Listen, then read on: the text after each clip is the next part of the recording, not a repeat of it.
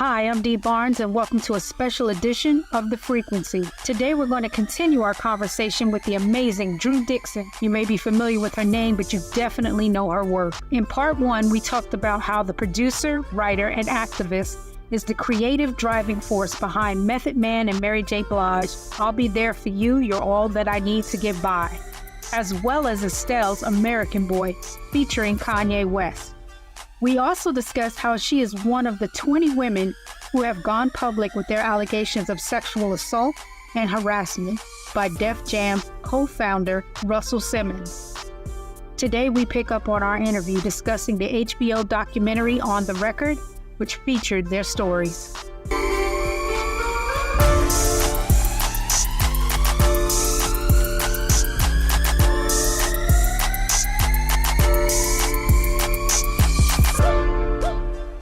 Back right here in The Frequency with my guest, Drew Dixon. And we were just talking about the documentary that she was in, On the Record. And I was asking you about pushback because I know there was a lot of controversy surrounding it. And I wanted to get your feelings on the controversy and also how do you feel about it after the fact that everything's out in the open now? Like, do you feel free? I do feel free. I feel free because I just, I grew up, I played basketball in high school and middle school and elementary school. And I learned that if you're planted, and they just run into you, that's a charge. Mm-hmm. That's right. So some of it was fear. Some of it was like I was planted like a petrified tree. But some of it I just was planted because I knew I'm telling the truth. And all of this chaos around me is going to subside. And it was more chaotic than I even feared. But I just decided to just stay still and hold my ground. Right. I popped off a little too much on Twitter than I should have, but I'm doing better these days. No, you're fine. You're fine. But yeah, it was terrifying. I mean, honestly, I was afraid to be a part of this documentary. I was afraid to say Me Too because I understand the significance of Russell Simmons in our culture.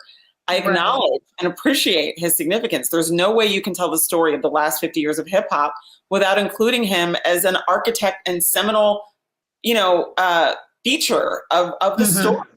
And so I understood how hard it would be for people to accept the fact that he is a rapist and, sort of like Bill Cosby. I mean, another just heartbreaking loss for the culture.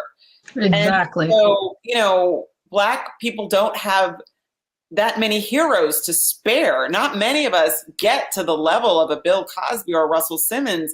So Harvey Weinstein is huge, but there are a lot more Harvey Weinsteins. And exactly. when we lose some of the significance, it's a blow to the culture. It really is. But wait, I need to interject the fact that there's the dynamic of taking a Black man down. Right. And then we become the villains. And we're the villains. And it's we become the villains. And I knew that would be the perception. I was, I remembered the Anita Hill hearings, and this is a Black man that wasn't even to help Black people. And they were mad at Anita Hill, right? And so this idea that I was going to be perceived as somebody taking down a Black man when all I've ever done in my life is to try to lift us up. I mean, the first record that I helped to make is a Black love song, right? And so I, feared that. And then I was so relieved when the filmmakers told me that Oprah Winfrey had signed on as the executive producer, because I felt I'm safe now. Like, there is no more formidable than Oprah Winfrey. And Gayle King had just recently interviewed R. Kelly, and there was that famous photograph of her holding her position in that chair while he just rant and rave. Yes. So poised and dignified. And I was like, I couldn't be in better hands here. Like, exactly. Oprah Winfrey and Gayle King collectively are like the dream team. Aligns with this film that is not just about Russell Simmons, and certainly not about me, but is about us as Black women and the way we are so vulnerable in society. And so it was like my exhale moment. I felt like, oh my God, this leap of faith that I took is being rewarded because now Oprah Winfrey is involved. And then when she backed out 10 days before I was supposed to get on a plane with my kids to go to Sundance, it was like one of the most terrifying moments of my life. And I know that sounds dramatic, but honestly, it was. No. Like, how did I get all the way out here, like on Front Street, for the floor to come out from under me? I mean, wow, it would have been better if she'd never signed on, because now all of the scrutiny that I feared is amplified like a million times. Exactly. Of her stature. And for her to leave, it's almost worse for us. Did you ever find out why she backed out? Because I'm still confused about that. I'm still confused about it myself. And she's never publicly addressed it, and you've never talked to her. Addressed it. She said that she backed out for creative reasons. Ava DuVernay was quoted in the New York Times article that addressed Oprah's exit from the film, and Ava also cited her own creative concerns about the film, which I was confused by, because I think Ava's real issues seemed to be around the fact that she didn't think it captured hip hop accurately. And we've got Kieran Mayo and Morgan, right. I mean, some of the most significant journalists in hip hop. I mean, Dr. Joan Morgan invented the term hip hop feminism, and they were in the film and they felt good about the film. So that was confusing to me.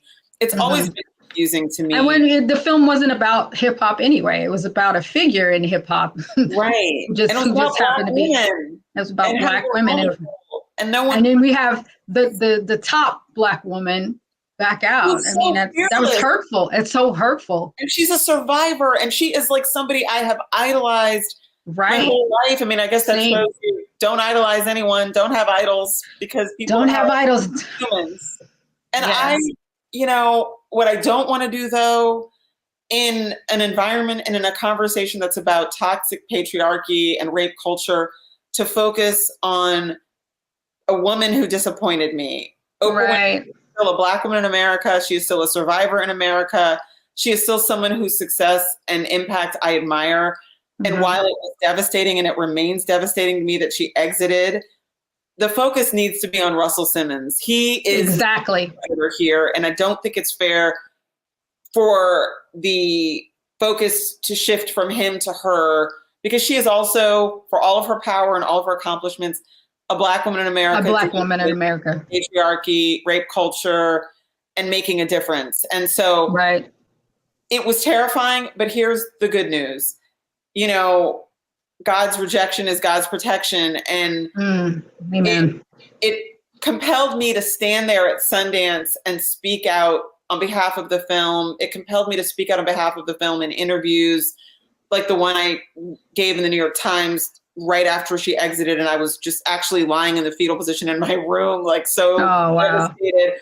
But it helped me to find my voice, not just as someone telling my story, but as someone advocating for survivors more broadly, advocating in particular for Black survivors, in particular for Black women and girls.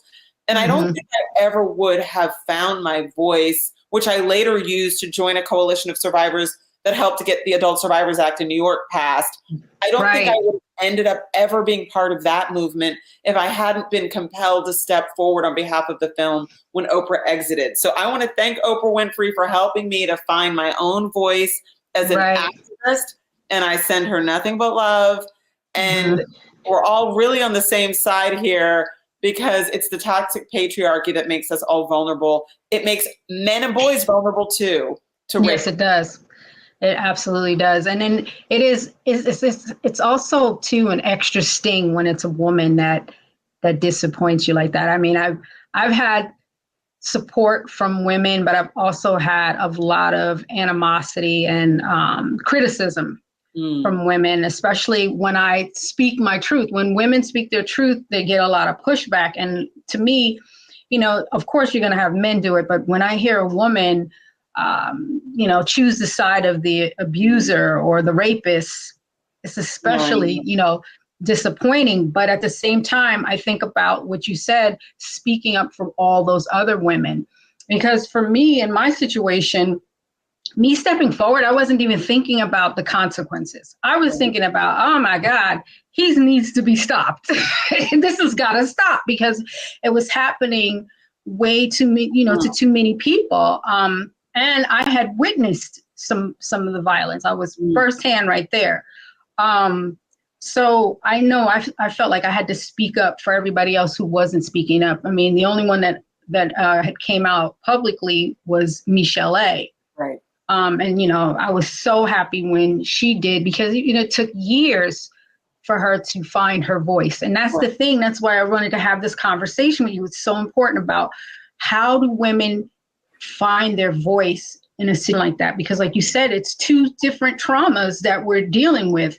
So I know for me, like, it was a lot of therapy. It was just, living life, also a mother of two. And I decided to, be stay-at-home mother after, the incident, leaving Pump It Up, and then actually doing a company where we did music videos. So I stayed behind the scenes as opposed to being in the front, because I didn't feel the same way about it, so to speak.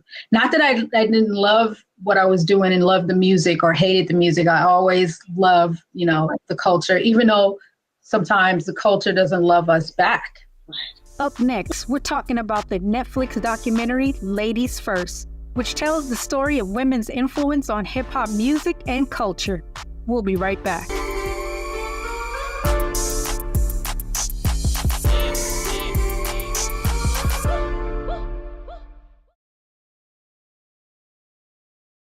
When you talk about blackness and what happens in Black culture, we're about covering these things that matter to us, speaking to our issues and concerns. This is a genuine people-powered movement. There's a lot of stuff that we're not getting. You get it, and you spread the word. We wish to plead our own cause.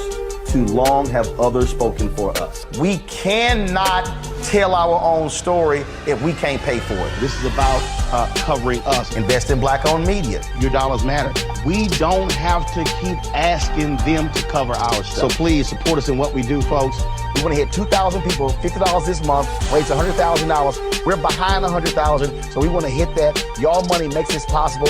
Checks and money orders go to P.O. Box 57196, Washington, D.C. 20037-0196. The Cash App is $RM Unfiltered. PayPal is R Martin Unfiltered.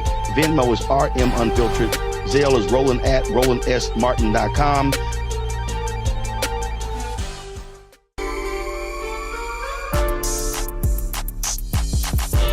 Back right here in the frequency with my guest, Drew Dixon. I wanted to have this conversation with you. It's so important about how do women find their voice in a situation like that? Because like you said, it's two different traumas that we're dealing with.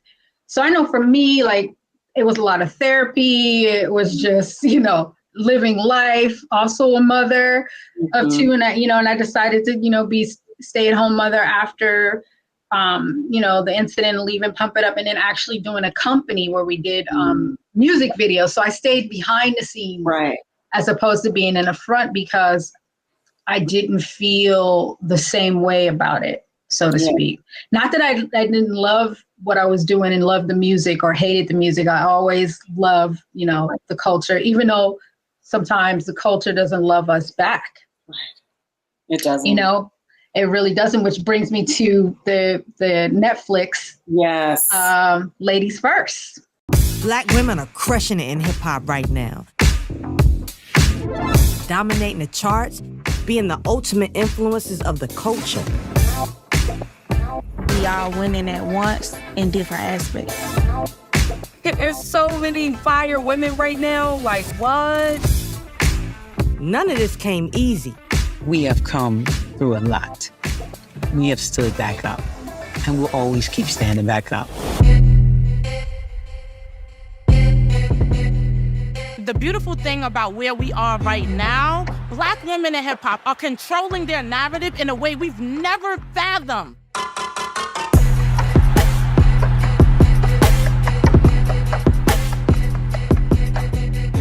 I celebrate all women because there's space for you. Or we will always be stronger together than we are apart. That's just how it is.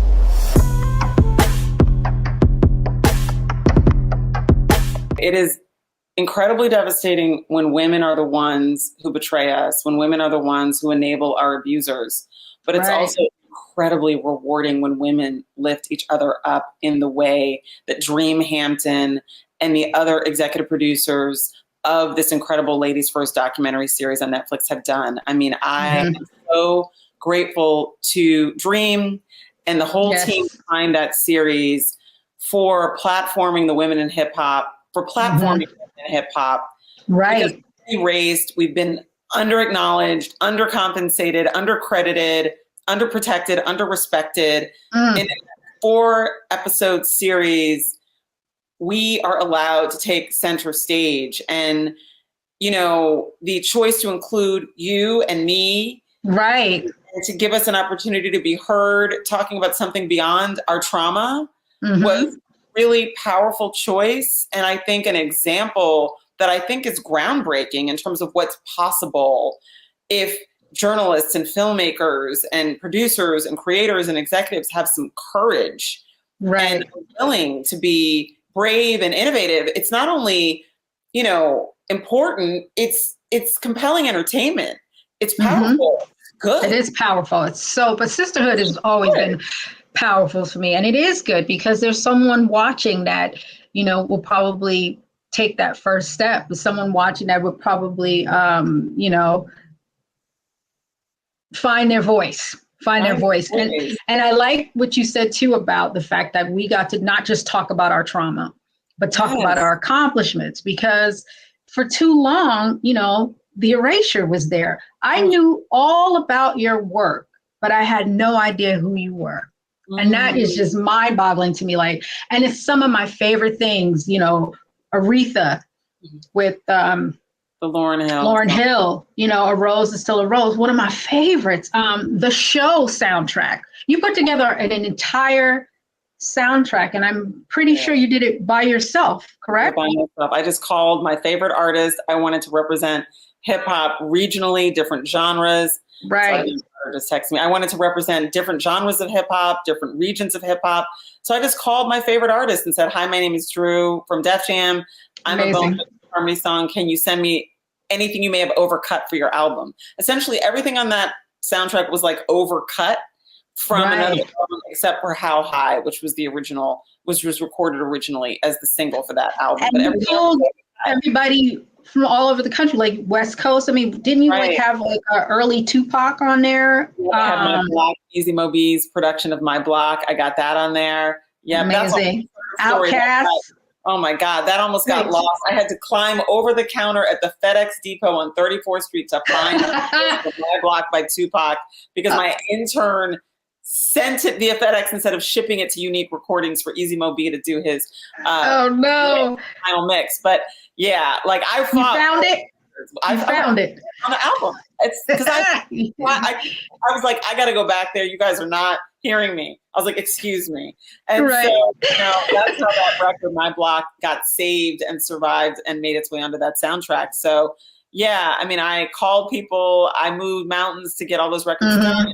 I had all these records, I had all the cassettes in my office, but I didn't have permission to use any of them. So I knocked on the door of Frank Cooper, who was the head of business affairs at Def Jam at the time. And I was like, yo, we got deals. And he was like, well, I don't have any control over what the priorities are. So then I went to Leor's office, Leor Cohen's office, and I just started playing him the songs. He's like, okay. Wow, this is dope. He called Frank. Frank hired an attorney named Gary Watson who came in, and we quickly got all those clearances. And a lot of that involved me being conferenced in with like Suge to get the Snoop interlude cleared. Or, getting Eazy-E to meet Run DMC for the first time so he would clear the Bone Thugs and Harmony song, like conferencing Russell in with people to get like trades done, to get the sample cleared on Every Day It Rains for Mary. I did all the records. I sequenced it. I put the interludes in that I pulled from the audio of the film. And then I worked with Frank Cooper, Gary Watson, and frankly, Russell to get all the clearances done. So that's amazing. And I think about me with Pump It Up, like the credit that I didn't get. I mean, I didn't have the final say, but I had so much influence, and I would pull the artist. I mean, the only reason that I had that episode with NWA on there, which caused all of the commotion, was because I asked them personally. I called them up and said, hey, I would love to have you guys on the show. And they, for you, Dee, we'll do that. Wow. It's amazing when I think back on it now, like the things that I did, like I should have had an executive producer credit on the show, but instead at the end of every show is host. And then when they took my suggestions for guests and things of that nature, but when it came to something important, the pushback was, you're being emotional, you're just a woman. This happens to women all the time. I mean, don't get me started. Kamala Harris, they act like she's not doing anything as vice president. It's like, first of all, ever paid attention to what a vice president was doing?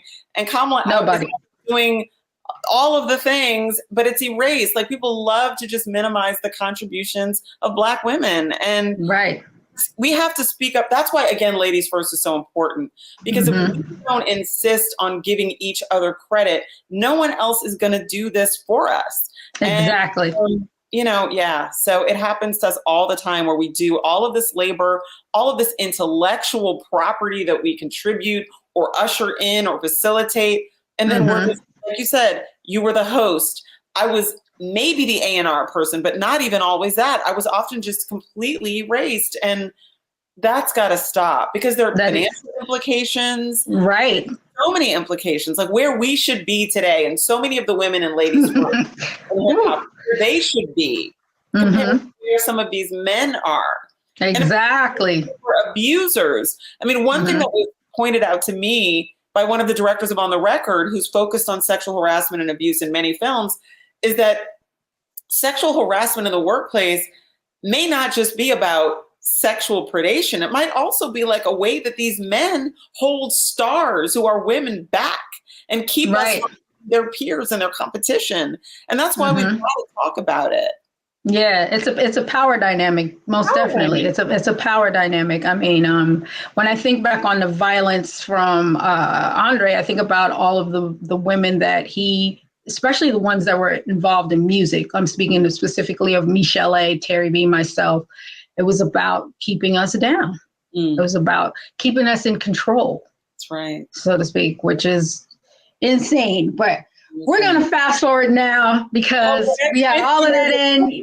We're going to fast forward to that now. When we come back from the break, I want to talk about what you have, what's in your future. Okay. We got to talk about that because now we turn in a new page. We'll be back, you guys, on The Frequency right here on the Black Star Network.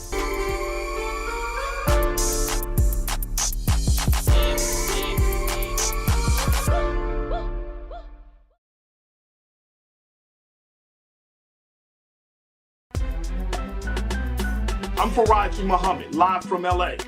And this is The Culture. The Culture is a two-way conversation. You and me. We talk about the stories, politics, the good, the bad, and the downright ugly. So join our community every day at 3 p.m. Eastern and let your voice be heard. Hey, we're all in this together. So let's talk about it and see what kind of trouble we can get into. It's The Culture. Weekdays at 3, only on the Black Star Network.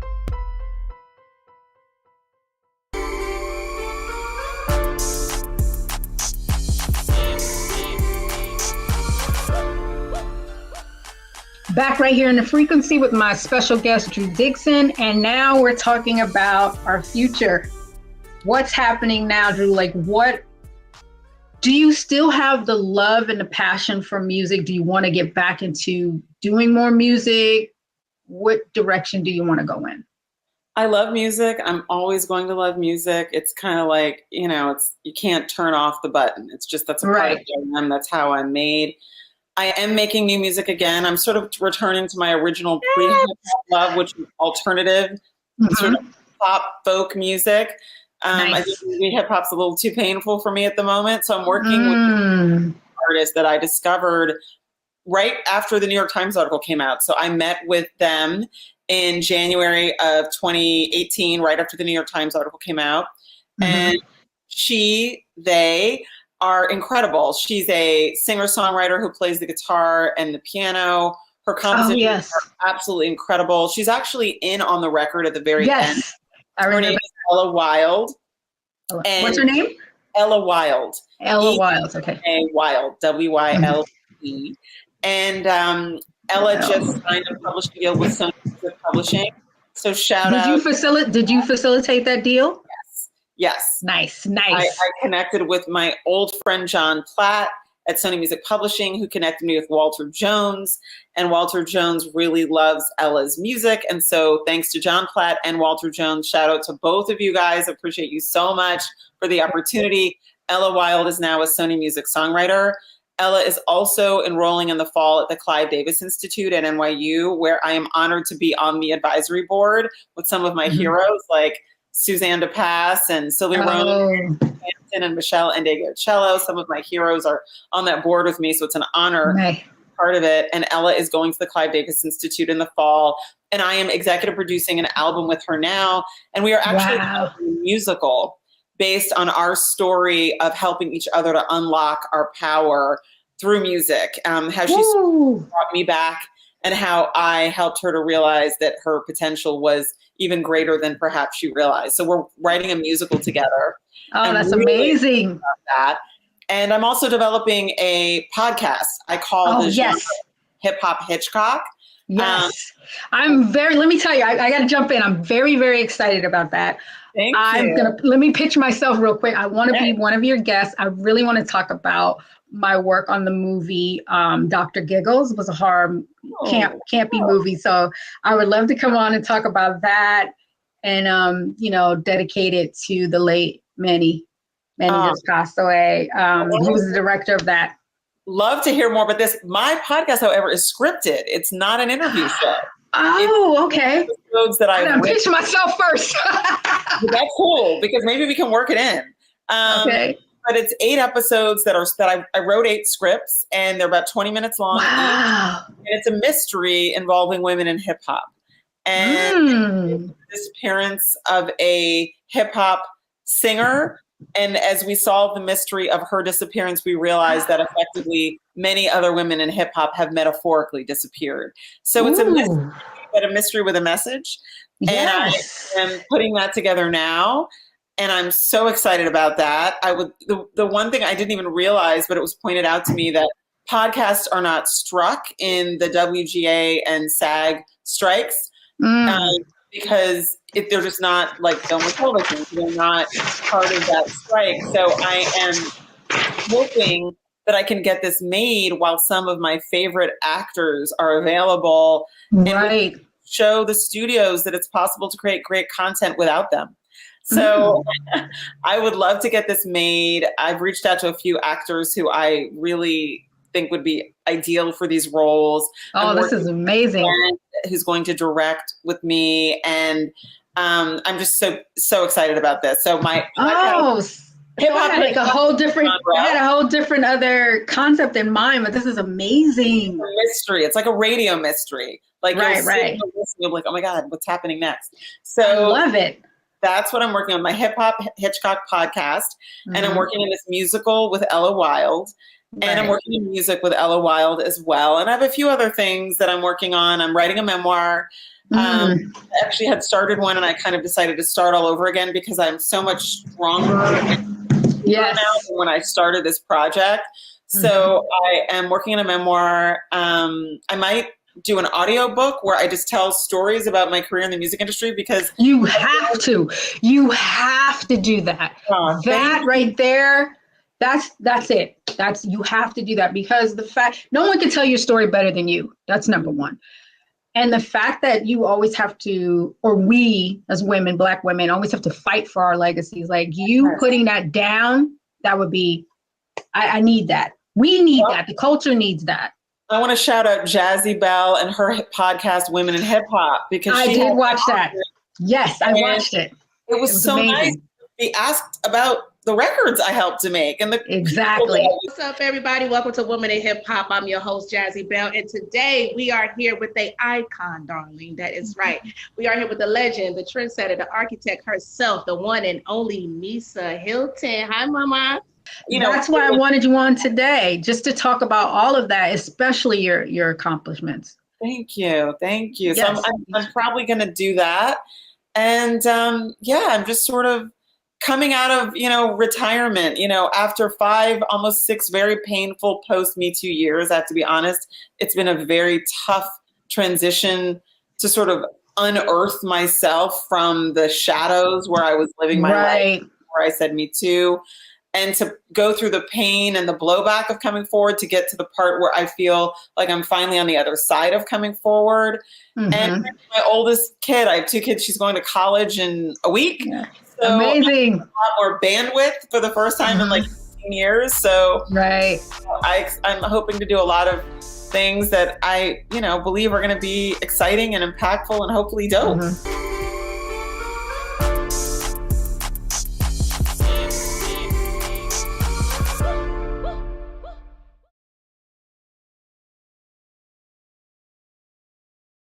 President Biden has delivered for Black America. More funding for Black entrepreneurs. Millions of new good-paying jobs. He's lowering the cost of medications and the cost of living. Joe Biden is delivering for us, and that's the facts. Back right here in The Frequency with my special guest, Drew Dixon. She's a former A&R director, and she's behind some of the most iconic music collabs you have heard. How do your kids feel about your career, or do they just look at you as mom? They mostly just look at me as mom. They hated the New York Times article. I mean, they've never read the article. They've never seen on the record. Obviously, it's very painful for them to even contemplate the things that have happened to me. Right. And they were like hiding in their bedrooms for like 2 years while I was being filmed for the documentary. And so that wasn't their favorite. And I think the first time, though, that they started to feel proud and realizing the significance of my decision to come forward and even the significance of my career was Sundance. So that's why it was so devastating. Right. We were backed out 10 days before I was supposed to get on a plane with my kids. I almost canceled bringing them because I realized it was going to be this controversial thing, not this celebration of this movie finally coming out. But I'm glad I didn't cancel. They came. They didn't come to the premiere or the screenings. I told them, you guys have one job. I'm going to be busy doing like interviews and stuff and like fighting for this film to find a new distributor. What I want you to do is run around and get swag. Y'all enjoy your brought a friend. And I think the first time my kids sort of got it was when somebody came up to me and started crying in Park City on Main Street. Wow. Thanking me because she'd just seen the documentary. And I think since then my kids are starting to realize that I'm doing something important, I'm making a difference, and they're starting to realize some of the records I helped to make. Like now my daughter's like, oh, there's so many songs on Glee that you have A&R credits on, like The Boy Is Mine, and oh my God. And, that's amazing. They're starting to realize their mom might be sort of cool, like maybe a little. Right. My children it's an interesting dynamic with I have 2 daughters, and unfortunately the oldest one was acutely aware of my situation. Like it was one of the things I talk about, because I'm also working on a memoir, and I just have to share the story with you. Yeah, right. And I'm glad too that it didn't come out when it, years ago, because there's so much more that I can add in when we're talking about the healing. But my oldest daughter was about 5 years old when they released that Eminem song, the Guilty Conscious song. And I remember being in the car with her, and it came, she's in a car seat, and it came on the radio, and I'm like fumbling and driving, trying to change the channel. And she heard the line, and I, turned the channel, and then she's like, Mom, why are they talking about slapping you? Because she was very aware that Dee Barnes, thank you. And so I pulled over, tears, because I've got to explain to my child, so I'm trying to keep it together. And that was like the first time that, I had to, deal with that with her, and she was 5. And then you fast forward to 5 years later, and she's on the internet trying to defend me at 10, so my daughters were exposed. Well, my oldest one was exposed to it very, very young. And then the younger one, didn't catch on till she was much, much older, like maybe 11, 12, 13, I was just mom, dad. I mean, even right until everything that was happening with Straight Outta Compton movie, when that came out, I put an op-ed out in Gawker, and I, talked about what was missing in the movie. And, my daughter was like, I know what's missing, dinner. She was like, she didn't want to hear none of that. She was like, where's dinner, Mom? So they both handle it, in a different way. But I know it's very challenging being a mom, being in the industry, just in general, being a mom, being a Black woman and raising kids. I know this is a little dark. I don't want to end on a dark topic. No, we're not. We're not going to end on the dark. Sinead O'Connor, and we lost her right after a year, I think, after she lost her child. After her son, exactly. And if you don't think that being a silence breaker takes a toll on the children of people who speak out and stand up to powerful abusers, you are mistaken. Right. It takes a toll on the silence breaker. It takes a toll on everyone in their lives, and in particular children. And who knows what the trajectory of Sinead O'Connor's child's life would have been if his mother hadn't been, I believe it was her son, right? Right, it was her son. He was 17. He was 17. To carry that, and the fact that she wasn't even sort of given grace after the entire Catholic Church was exposed for exactly what we accused them of, is just a travesty on our part as a society. Absolutely. And so I want to acknowledge anybody out there who is speaking up and speaking out against powerful forces and abusers and abusive forces and institutions that enable abusers. You are not alone. Give yourself peace and take care of yourself. And, I hope the people around you are lifting you up and are helping to lift up your kids if you have kids, because it's really tough. It's a lifelong price that you pay for being a victim of abuse and then for speaking out about it. And absolutely. I'm so sorry that your children are having to carry it in addition to the way you are having to carry it. And I hope that we get to hear your story and read your story in your memoir, Dee. And thank you. Where is the biopic? Where is I'm really not into biopics, that's but documentaries I'm definitely into, because being a journalist, exactly, and I documented it, and I documented a lot of Pump It Up, footage that hasn't even been seen yet, and photography, because that was my passion too. But I have to work on that. Yes, right. I have to give you your virtual flowers because I just want to thank you for your contributions to the culture. Thank you for your bravery, your courage, just, your creativeness, your just dopeness, your swag, that crown on your head, because you're amazing, Drew. And I love you. I love you. Thank you for surviving. I want to say this. I sometimes say this when I talk. We call ourselves survivors because not all victims do. So thank you, Dee, for surviving. Thank you for surviving. Thank you for amplifying the culture before anybody thought it would take it this far. Thank you for giving me thank you. Inspiring me. Thank you for having me today. Absolutely. Thank you, Drew, so much. Well, that's it, you guys. I told you another, amazing conversation, homegirls and hand grenades, yo. We blowing up the spot right here on the frequency on the Black Star Network. Thank you for tuning in. I'll see you guys next week. Thank you all for watching our 2-part interview with the amazing Drew Dixon. I encourage you all to check out the documentary On the Record on HBO Max. For the Black Star Network and the Frequency, I'm Z Vaughn. Catch you next time.